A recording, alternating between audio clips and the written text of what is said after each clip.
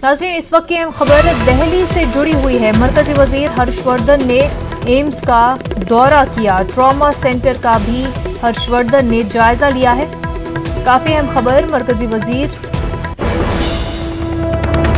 सारे देश के अंदर हम लोगों ने किया है। पर्याप्त मात्रा में पीपीई किट्स, N95 मास्क और वेंटिलेटर्स की व्यवस्था की है। मुझे इस बात की खुशी है कि इस समय सारे देश में जितने भी हमारे मरीज भर्ती हैं उसमें केवल 0.33% यानी 1/3% सिर्फ मरीज उसमें वेंटिलेटर पर है। 1.5% जो मरीज हैं यानी 1.5% मरीज वो ऑक्सीजन के ऊपर हैं और केवल 2.34% मरीज हमारे जो है वो आईसीयू के बेड्स पर हैं। ये इस बात को दर्शाता है कि किस प्रकार से कोविड के मरीजों की बहुत गहराई, सच्चाई और ईमानदारी से उनकी सेवा हमारे डॉक्टर लोग कर रहे हैं, उनके स्वास्थ्य की चिंता कर रहे हैं। 5210 मरीज हमारे अस्पतालों से ठीक होकर घर की तरफ वापस जा चुके हैं। सारे दुनिया का एवरेज, अगर मोर्टेलिटी रेट ग्लोबल एवरेज जो है वो 7% है, तो हमारा आज भी 3.1% बना हुआ है। पिछले 3 दिन का अगर मैं डाटा की बात करूं तो अगर 14 दिन के अंदर हमारा डबलिंग रेट 8.1 था, तो पिछले 7 दिन के अंदर वो डबलिंग रेट हमारा 9.3 हो गया। और अगर पिछले 3 दिन के डबलिंग रेट की मैं बात करूं तो ये 10.5 है। यानी लगातार हमारी जो देश में स्थिति है वो इम्प्रूव होती जा रही है। हमारे जो हॉटस्पॉट डिस्ट्रिक्ट्स हैं वो धीरे धीरे हमारे नॉन हॉटस्पॉट डिस्ट्रिक्ट्स के अंदर जाते जा रहे हैं। लगभग पिछले 7 दिनों के अंदर शायद 66 डिस्ट्रिक्ट ऐसे हैं जिनमें कोई नया केस नहीं आया। इसी प्रकार से 48 डिस्ट्रिक्ट ऐसे हैं जिनमें पिछले 14 दिनों में कोई नया केस नहीं आया। 32 डिस्ट्रिक्ट ऐसे हैं जिनमें पिछले 21 दिन में कोई नया केस नहीं आया। और लगभग 16 डिस्ट्रिक्ट ऐसे हैं जिनमें पिछले 28 दिन से कोई एक नया केस नहीं आया। मोटे तौर पर अगर मैं कहूं तो लगभग 300 हमारे अभी भी disease free non affected districts देश में है और लगभग इतनी ही संख्या वो 297 के करीब डिस्ट्रिक्ट्स हमारे ऐसे हैं जो नॉन हॉटस्पॉट डिस्ट्रिक्ट्स हैं, जहां बहुत मामूली नंबर है केसेस का। और 130 के करीब ऐसे डिस्ट्रिक्ट्स हैं, 127 हैं शायद, जहां पे हम उनको हॉटस्पॉट एरियाज कहते हैं या जिनको हम अपने क्लासिफिकेशन में रेड जोन के अंदर रखते हैं। हमारी यहाँ पर 15 से ज़्यादा या 15 से कम केसेस हैं। इन्हीं के हिसाब से हमारी कंटेनमेंट की स्ट्रैटेजीज़ हैं, क्लस्टर कंटेनमेंट की स्ट्रैटेजीज़ हैं। हमें इस बात का संतोष है कि सारे देश में हमारा दुश्मन कोविड वायरस कहाँ कहाँ कितनी मात्रा में है उसकी जानकारी हमको है और उसको कंट्रोल करने के लिए क्या क्या हमारे स्वास्थ्य कर्मियों को करना है वो भी हमको पता है।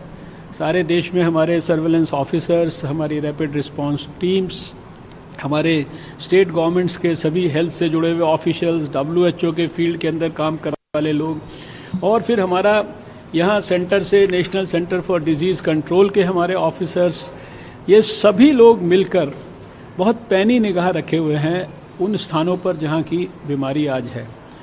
कुल मिलाकर मुझे इस बात का संतोष है कि इस लॉकडाउन में जिस प्रकार से देश के लोगों ने सपोर्ट किया है और जो सबसे बड़ी सोशल वैक्सीन है सोशल डिस्टेंसिंग, उसका जिस तरह से लोग पालन कर रहे हैं, हमें पूरा उम्मीद है कि आने वाले कुछ सप्ताह के अंदर धीरे धीरे जिस प्रकार से हम लगातार अपना बेहतरी की तरफ बढ़ रहे हैं, हम इस कोविड के खिलाफ जंग में विजयी होंगे। Thank you. एक और अहम खबर इस वक्त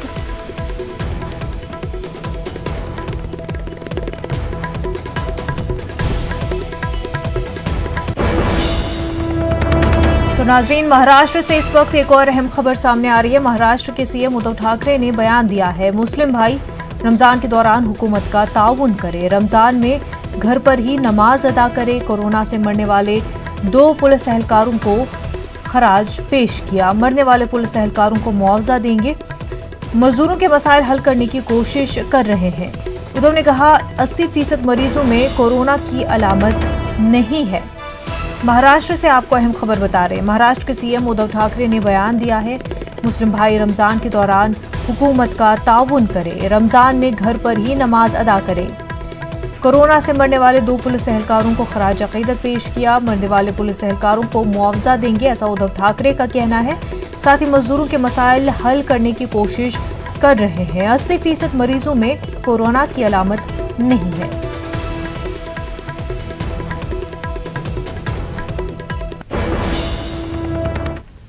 आगे बढ़ते हैं। भोपाल के डीआईजी इरशाद वली ने लॉकडाउन के हवाले से लोगों से अपील की। उन्होंने कहा कि सोशल डिस्टेंसिंग बेहद जरूरी है, बिला जरूरत घरों से बाहर न निकलें। के दौरान हम लोग जितने भी भोपाल के वासी हैं, सब लोगों का बहुत अच्छा योगदान रहा है। मैं भोपाल पुलिस परिवार को सब लोगों का धन्यवाद भी व्यक्त करता हूँ और ये भी आशा करता हूँ कि आगे भी जो है इसी तरह का सहयोग जारी रखें। कुछ एरियाज़ में जो है जहाँ पर घरों में जगह कम है, उसका भी अपना दायित्व निभाएं और घरों के बाहर अनावश्यक बिना मास्क के ना बैठें, क्योंकि उससे जो है एक दूसरे को संक्रमण फैलाने में जो है अब फैलने की संभावना बढ़ जाएगी। कृपया करके कोशिश करें कि घरों के भीतर भी जो है अपना जो है हाइजीन और डिस्टेंसिंग बना के रखें, ताकि कई बार जो है देखने में आ रहा है कि एक घर से 4-4, 5-5 लोग संक्रमित पाए जा रहे हैं। सबका दायित्व बनता है कि अपने पब्लिक प्लेसेस के अतिरिक्त जो है प्राइवेट स्पेसेस में भी जो है डिस्टेंसेस मेंटेन करके रखें, सैनिटेशन मेंटेन करके रखें और कोशिश करें कि आपका मोहल्ला, आपका एरिया जो है वो अच्छी तरह से सेफ रहे। लॉकडाउन की वजह से भले ही जिंदगी थम गई है, लेकिन इस लॉकडाउन ने फजाई आलूदगी को काफ़ी हद तक बेहतर कर दिया है। हरियाणा और दिल्ली के छोटे बड़े कारखाने बंद होने की वजह से दिल्ली की यमुना नदी भी साफ सुथरी नजर आ रही है। यमुना नदी से जायजा लिया हमारे नुमाइंदे रवि मिश्रा ने। लॉकडाउन चलने के कारण वायु प्रदूषण और जल प्रदूषण में काफ़ी गिरावट आई है। इस वक्त मैं राजधानी दिल्ली में मौजूद हूँ, जहां बखूबी रूप से लॉकडाउन का पालन किया जा रहा है। इस लॉकडाउन के कारण भले ही जनजीवन अस्त व्यस्त हो चुका हो, घबराया हुआ हो, अपने घर में कोरोना के कहर से लड़ रहा है, वो अपने घर में लॉकडाउन है, परेशान है, मगर इससे एक फ़ायदा ये हुआ है कि जो जल प्रदूषण है उससे काफ़ी गिरावट देखने को मिली है। मैं यमुना के तीर पे मौजूद हूँ, यमुना के किनारे पे मौजूद हूँ। आप देख सकते हैं कि ये वही यमुना है जो काफ़ी प्रदूषित मानी जाती थी, मगर लॉकडाउन के दौरान इस यमुना को साफ देखा जा रहा है।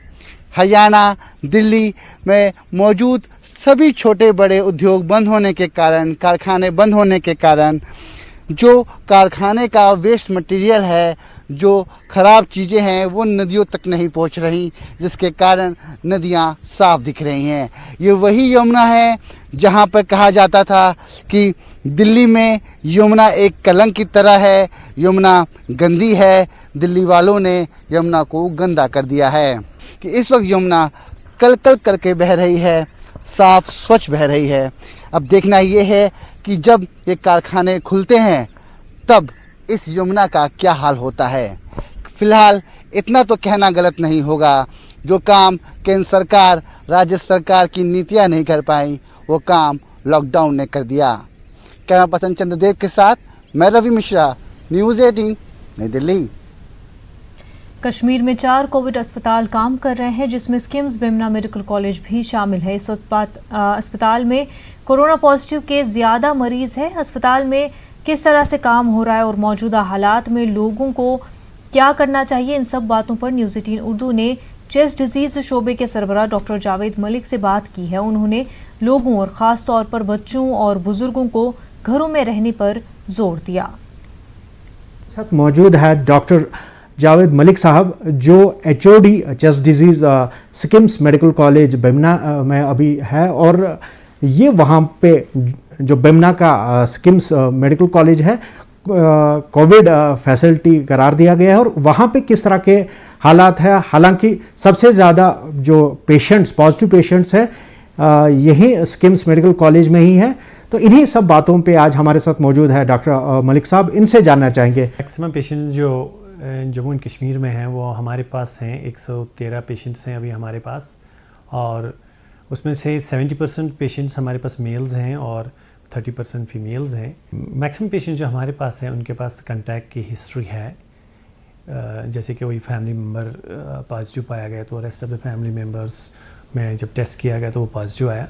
और कुछ भी पेशेंट्स ऐसे भी हैं जिनकी हिस्ट्री ट्रैवल हिस्ट्री है आउटसाइड द स्टेट और यूटी से बाहर होके आए और उनके टेस्ट जब कराया गया तो वो पॉजिटिव निकला। और कुछ पेशेंट्स ऐसे भी हैं जो तबलीगी जमात के साथ वाबस्ता थे और फिर बाद में उनको टेस्ट कराया गया और पॉजिटिव निकले। ऑफ ट्रांसमिशन, खैर aerosol method of transmission is also under consideration and people से येस इट इज़ देयर। तो कंटैक्ट मोड में ये होता है कि जैसे किसी बंदे ने टच किया हो जो इन्फेक्टेड बंदा हो, वो इन्फेक्टेड बंदा एसिम्प्टोमेटिक भी हो सकता है। यहाँ पे एक कैच है, बंदा इन्फेक्टेड है, सिम्टम्स नहीं है। तो इस बंदे ने अगर किसी चीज़ को जैसे डोर हैंडल को टच किया, कहीं टेबल को टच किया हुआ, चेयर को टच किया हुआ है, वहाँ से आपने टच किया, आप ये वायरस अपने बॉडी के अंदर ला सकते हैं। जब आप छूते हैं अपने मुंह को, आंखों को टच करते हो, नाक को टच करते हो, म्यूकोजल मेम्ब्रेन कहीं भी आ गया तो वायरस आपके बॉडी में घुस सकता है। चाहे उस बंदे को सिम्टम ना भी हो, आपको सिम्टम हो सकते हैं। यहाँ पे ये बहुत ज़रूरी है, ये आपको प्रिकॉशन लेनी है अपने लिए, अपने घर वालों के लिए, अपनी सोसाइटी के लिए। That's how you can prevent the disease. No definite treatment available. ये जितना भी अभी चल रहा है वर्ल्ड ओवर वो सारा सपोर्टिव ट्रीटमेंट है, सिम्टोमेटिक एंड सपोर्टिव। अभी डेफिनेट ड्रग नहीं है और वैक्सीन नहीं है, कोशिशें बहुत हो रही हैं, लेकिन यहाँ पे प्रिवेंटिव मेजर्स बहुत ही ज़रूरी हैं। हर एक सिस्टम की अपनी कैपेसिटी होती है। ये किसी ने पहले से फोर्स नहीं किया था कि इतनी क्वांटिटी में, इतने नंबर्स में इतने मरीज़ आ जाएंगे ताकि हमारा सिस्टम कोलैप्स हो जाएगा। अभी हमारे पास फैसिलिटी है, वेंटिलेटर्स हैं, जितने भी पेशेंट्स आते हैं जिनको ज़रूरत पड़ती है उनको कोई डिफ़िकल्टी नहीं होती है। गॉड फॉरबिड अगर ये नंबर बढ़ जाता है, जहाँ पे कोई भी सिस्टम कोलैप्स होगा वहाँ पे उसके लिए कहना अभी मुश्किल होगा। इसीलिए लोगों को खुद समझना है कि हमारी भलाई किस चीज़ में है। ये डिज़ीज़ ऐसी डिज़ीज़ है जिसमें 80% पेशेंट्स को कुछ नहीं होता है, यूजुअली सिम्टम फ्री होते हैं या माइल्ड सिम्टम्स होते हैं। और फिर अगर आप 2 हफ्ते के लिए आइसोलेट भी होते हो तो आप बिल्कुल ठीक हो रहे हो, उसमें कोई दिक्कत नहीं है। और मान लो अगर 20% पेशेंट जिनमें डिजीज़ सीवियर टू क्रिटिकल होती है तो आप घर बैठे क्या करोगे? एक तो आपका अपना इलाज का सोचना है, दूसरा आपकी फैमिली बहुत ही ज़रूरी है। आप घर में रहोगे तो आपकी फैमिली इन्फेक्ट हो जाएगी और आपके जो भी रिश्तेदार हैं, आपके कॉन्टैक्ट्स जो हैं वो भी इन्फेक्ट हो सकते हैं।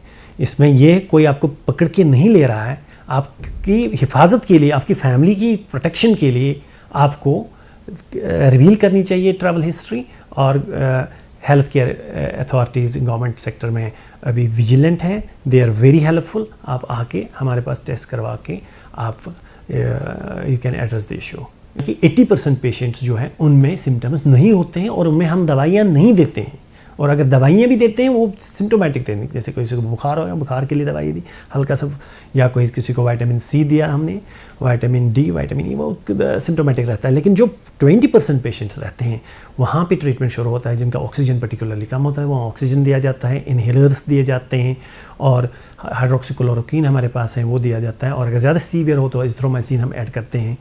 उसके बाद भी अगर फ़र्क नहीं पड़ता है और या सेकेंडरी बैक्टीरियल इन्फेक्शंस होते हैं, पर्टिकुलरली जो हमारे डायबिटिक्स होते हैं, एल्डरली एज ग्रुप होते हैं, या किडनी लिवर डिजीज़ या क्रॉनिक लंग डिजीज़ पेशेंट्स के होते हैं, जिनको on top of those covid infection और कोरोना वायरस की बीमारी होती है, तो उनको हम फिर एंटीबायोटिक्स भी देते हैं। वो केस टू केस बेसिस पे हमें सेलेक्ट करना पड़ता है बेड साइड, किसको क्या चाहिए।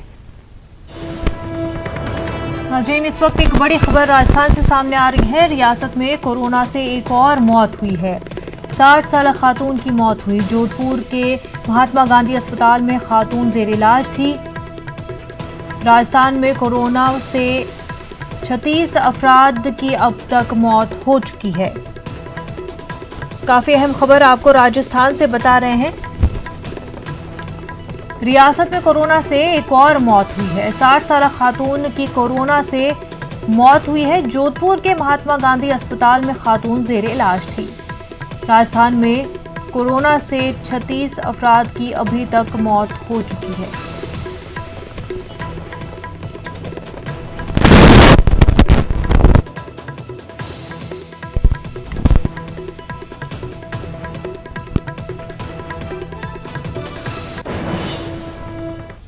रमजानुल मुबारक की मुनासबत से औरंगाबाद शहर में रोजेदारों को इफ्तार की खरीदारी के लिए कुछ सहूलियात फराहम की गई है। शहर की बस्तियों में 23 मकामात पर आर्जी मार्केट कायम किए गए हैं ताकि लोग खरीदारी कर सके, लेकिन इन बाजारों को महज 3 घंटे तक खुले रहने की इजाज़त है। रमजानुल मुबारक की मुनासिबत से औरंगाबाद शहर में आर्जी बाज़ार कायम किए गए हैं। ये शहर के 23 मकामात पर आर्जी बाज़ार लगाए गए हैं। इन बाज़ारों को मुकर्ररा वक्त के लिए ही खुले रहने की इजाज़त है। जैसा कि हम आपको बता दें, औरंगाबाद के मुस्लिम अक्सरियती इलाक़े में ये बाज़ार सुबह के वक्त और दोपहर के वक्त खुले रहेंगे, जबकि शाम में 5 बजे के बाद इन बाज़ारों को खुले रहने की इजाज़त नहीं। हम आपको बता दें, औरंगाबाद में कोरोना पॉजिटिव मरीज़ों की तादाद 50 के करीब हो चुकी है। 5 अफराद जाँ बहक हुए हैं, जबकि 20 से ज़ायद अफराद सेहतियाब होकर अपने घरों को लौट चुके हैं। इसी तरह 250 से ज़ायद अफराद को क्वारंटाइन किया गया है। अज़हरुद्दीन, न्यूज़ 18 उर्दू, औरंगाबाद। जमीयत उलमा हिंद कर्नाटक भी लॉकडाउन के मुतासरीन की मदद में पेश है। लॉकडाउन के साथ रमज़ान का महीना भी शुरू हो चुका है। जमीयत उलमा ने गरीब ख़ानदानों तक राशन पहुँचाने का सिलसिला शुरू किया है। उलमा किराम ने कहा कि इस वक्त हर तरफ परेशानी का आलम है। ऐसे में गरीबों और ज़रूरतमंदों तक इमदाद पहुँचाने के काम में हुकूमत के साथ मिली और समाजी इदारे भी आगे आए। कर्नाटक ने ये कोशिश की है कि ऐसे अफराद के घरों में जाकर ये रमज़ान का किट्स पहुंचा दें, जहां जहां ये किट्स पहुंचे रोज़ा का एहतमाम, सहरी और अफ्तार का एहतमाम हो जाए। बेंगलोर के दूर दूर के इलाके जैसा है, केआरपुरम है, माराथल्ली है, हुडी गेट है, वाइट फील्ड है, यलहंका है, जालड़ी है, पीनिया की तरफ बहुत सारे बाहर से आए हुए काम करने वाले, बाहर से आए हुए मज़दूर तबक़ा जो इस वक्त बहुत मुसीबत और परेशानी में फंसा हुआ है। जमीयत उलमा बेंगलोर उसका अल्हम्दुलिल्लाह दिन रात उन तक सामान ज़रूरियात ज़िंदगी की पहुँचा। पूरी दुनिया में माह रमज़ानुल मुबारक का आगाज़ हो चुका है। कोरोना वायरस के सबब लॉकडाउन के बावजूद लोग घरों पर रहकर रोज़ा और दीगर इबादतों का एहतमाम कर रहे हैं। कर्नाटक के रायचूर ज़िले में गर्मी की शिद्दत उरूज पर है। बढ़ते दर्जे हरारत को लेकर रोज़ेदारों में तशवीश देखी जा रही है। गर्मी और प्यास से बचने के लिए मकामी डॉक्टरों ने रोज़ेदारों को चंद कुदरती नुस्खे तजवीज़ किए हैं। डॉक्टरों का कहना है कि लोग सहरी में निहायत ठंडी, मीठी, तीखी और ज़्यादा तेल वाली मसालेदार खाने की चीज़ों से परहेज़ करें। जैसे कि आप सब जानते हैं कि माह रमज़ान शुरू हो गया है। आज मैं आपको कुछ ऐसे घरेलू नुस्खे बताती हूँ जो रमज़ान में आपको बहुत मुफीद है। पहले, सहरी में आप इन 3 चीज़ों का इस्तेमाल कम करें, जैसे कि ज़्यादा तेल, ज़्यादा मीठा खाना और ज़्यादा तेज़ खाना। बिकॉज हमारे जिस्म में जो है 2 तरीके के कोलेस्ट्रॉल रहते हैं, एक गुड कोलेस्ट्रॉल और एक बैड कोलेस्ट्रॉल। इन 3 चीज़ें जैसे मैंने पहले बताए कि ज़्यादा तेज़ खाना, ज़्यादा मीठा खाना और ज़्यादा तेल का इस्तेमाल करना, ये हमारे जिस्म के गुड कोलेस्ट्रॉल को घटा देता है और बैड कोलेस्ट्रॉल को बढ़ा देता है। इससे क्या होता है, हमारे जिस्म में तब्दीली बदल जाती है और हम ज़्यादा से ज़्यादा मर्ज में चले जाते हैं। और ये हम लोगों को इंडाइजेशन में भी ज़्यादा प्रॉब्लम्स क्रिएट करता है, जैसे कि हम लोगों को गैस्ट्राइटिस होती है, प्यास की शिद्दत बढ़ जाती है। इसलिए आप ध्यान रखें कि ये 3 चीज़ें सहरी के वक्त या इफ्तियारी के तौर पर स्पेशली रमज़ान में कम करें। और सहरी में ज़्यादा से ज़्यादा आप तरकारी जो वेजिटेबल्स हैं वो ज़्यादा इस्तेमाल करें और नॉनवेज ये सब कम इस्तेमाल करें।